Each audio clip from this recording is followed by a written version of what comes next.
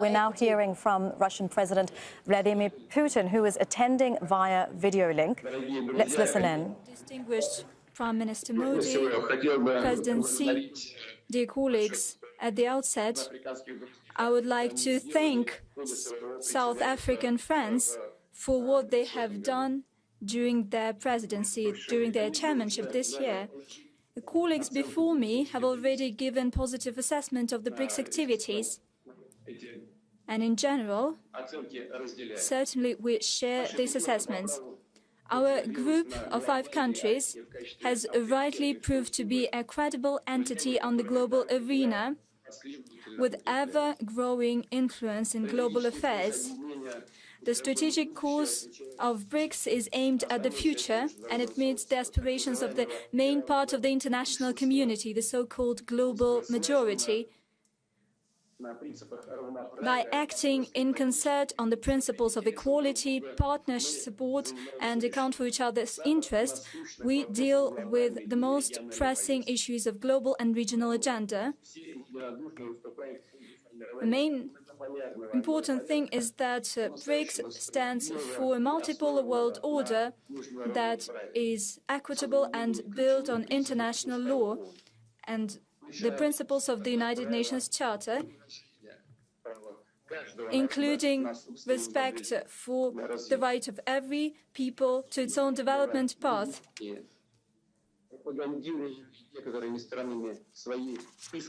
Some countries promote their hegemony, exceptionality, and their policy of the ongoing colonialism and neocolonialism. I would like to note that the aspiration to preserve their hegemony in the world led to a dire crisis in Ukraine. At first, with the help of Western countries, an anti-constitutional coup d'etat was carried out in this country. After that, those people who did not agree with this coup faced a war. A war was unleashed against them, a war of attrition, and it lasted for 8 years. Russia decided to support people that fight for their culture, for their traditions, for their language and their future. Our actions in Ukraine are guided by only one thing: to put an end to the war that was unleashed by the West against people in Donbass. We thank our colleagues within BRICS that take an active part in the attempts to put an end to this situation and to ensure just settlement by peaceful means. Dear colleagues, the main thing is that we unanimously stand for the shaping of the multipolar world order, which is genuinely equitable and which is building on international law. The BRICS countries are building up their potential. As was said, the BRICS countries are home to over 3 billion persons, and their share in global GDP as per purchasing power parity of the so-called G7. Over the past decades, BRICS investment to global economy have doubled, and the cumulative export reached 20% of the overall indicator. We are successfully implementing the strategy for BRICS Economic Partnership 2025. Namely, we are strengthening the bilateral cooperation on such areas as diversification of supply chains, de-dollarization and transfer to local currencies in our mutual settlements, digital economy, support for small and medium enterprises, just transfer of technologies. And naturally, the active part in these processes is played by business community. A great deal of effort is invested within the BRICS Business Council and the BRICS Women's Business Alliance that the host of our meeting, President Ramaphosa, indicated. The leaders of these organizations are present at this meeting. An important priority for the BRICS interaction is the establishment of new sustainable, safe transport routes. In my address to the BRICS Business Forum, I talked about the importance of a speedy development of transcontinental routes, such as the North-South corridor, that would link Russian Northern Sea and Baltic ports to sea terminals in the Gulf and in the Indian Ocean. In the future, it would ensure the annual transit of up to 30 million tons of cargo. We believe that it is high time to establish a BRICS Permanent Commission on Transport that would deal not only with the North-South project, but in broader terms, it would deal with logistics and transport corridors development, both interregional and global ones. Should the partners agree to that, the Russian side could work on this idea within its chairmanship in 2024. And certainly, we welcome strengthened interaction within BRICS in terms of global innovations. We look forward to a more active cooperation within the BRICS Global Research Advanced Infrastructure Network.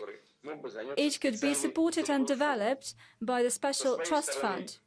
For its part, Russia is ready to share its experience and best practices, including when it comes to digital transformation and the use of artificial intelligence. We also seek to actively participate in the implementation of the achieved arrangements on the establishment of the Joint Working Group on Nuclear Medicine. We seek to swiftly switch into practice the work of the BRICS TVET Cooperation Alliance. We wholeheartedly support the proposal of South African colleagues to organize a separate ministerial on women affairs. Their role in political, economic and social life of our states should definitely be enhanced. Dear colleagues, next year, Russia will assume BRICS chairmanship.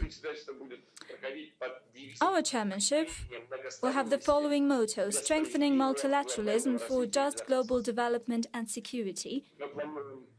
We plan to have some 200 political, economic and public events that will be hosted by over a dozen Russian cities. At the same time, the BRICS summit is scheduled for October 2024. It will take place in the city of Kazan. The specific dates will be agreed upon with colleagues via diplomatic channels. We'll also have events in the format that has proved its relevance.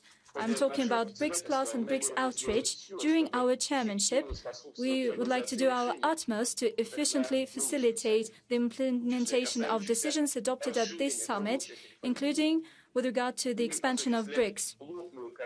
We will coordinate closely with partners on foreign policy matters. We will jointly work on key international platforms, primarily within the United Nations. We will continue regular meetings of BRICS national security advisors.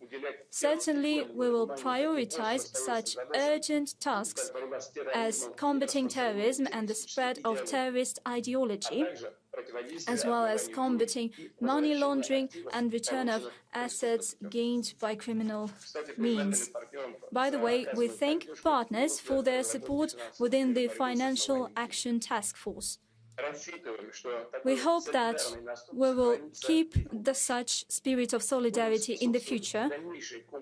We will contribute to comprehensive implementation of the Strategy for BRICS Economic Partnership 2025 and the development of new long-term guidelines for cooperation. This includes, in our view, increasing the role of states in international monetary and financial system, the development of interbank cooperation, expanding the use of local currencies and deepening interaction between tax, customs and anti-monopoly agencies. Naturally, Russian priorities include bolstered partnership in science and innovation, healthcare, education, the development of humanitarian ties in general, cultural and civilizational diversity, is one of the pillars of the new multipolar world order, and it means the establishment of integral free space for cultural exchange, art and creativity. As we see it, it's high time for partners within BRICS, as well as the SCO and the Community of Independent States and other countries, to have a serious conversation on the future of culture in the world, on preserving and multiplying global cultural heritage. By the way, such dialogue could be held within the 9th International Cultural Forum, which is scheduled to take place in the city of St. Petersburg from November 16th to 18th. And certainly, Russia will continue to contribute to contacts in sports and youth exchanges. Namely, in June 2024, we plan to have the BRICS Games. We would be happy to welcome teams from the BRICS nations at the next year's international competition, the Games of the Future. They will take place in the city of Kazan. This is a mix of dynamic sports and popular video games and technological devices.